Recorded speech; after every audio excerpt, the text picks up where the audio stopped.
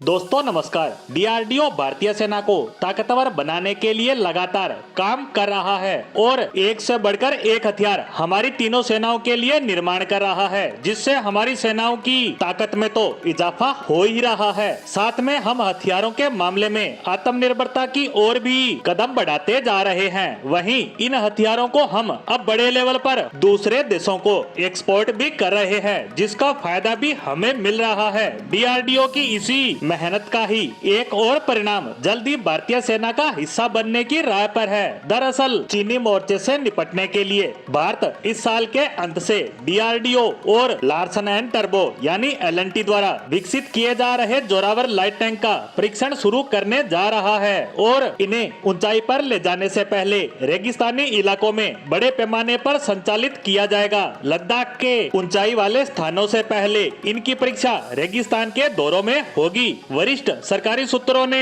India today को बताया कि हम इस साल के अंत तक लाइट टैंक जोरावर का परीक्षण शुरू करने जा रहे हैं। परीक्षण पहले रेगिस्तान में होंगे, उसके बाद ऊंचाई वाले इलाकों में इनको ले जाकर परखा जाएगा। वरिष्ठ सरकारी सूत्रों के हवाले से जो जानकारी साझा की गई, उसके अनुसार भारतीय सेना द्वारा लद्दाख सेक्टर में अपनी गतिशीलता और युद्धाभ्यास क्षमताओं में सुधार के लिए लाइट टैंक परियोजना की शुरुआत की गई है, जहां चीन भी बड़ी संख्या में अपने हल्के टैंक लेकर आया है। बता दें कि चीन के खतरे से निपटने के लिए भारतीय सेना ने भी ऐसी ही क्षमता रखने का विचार किया है। इस परियोजना को कुछ ही समय पहले डिफेंस एग्जीबिशन काउंसिल ने भी मंजूरी दे दी है। डीआरडीओ और एलएनटी इस परियोजना पर एक साथ मिलकर काम कर रहे हैं, जिसमें वो 28 टन तक के हल्के टैंक का निर्माण करेंगे, जो ऊंचे पहाड़ी इलाकों में तेजी से चलने और ऊंचाई पर चढ़ने में सक्षम होंगे। यह प्रोजेक्ट भी मेक इन इंडिया के तहत ही चलाया जा रहा है।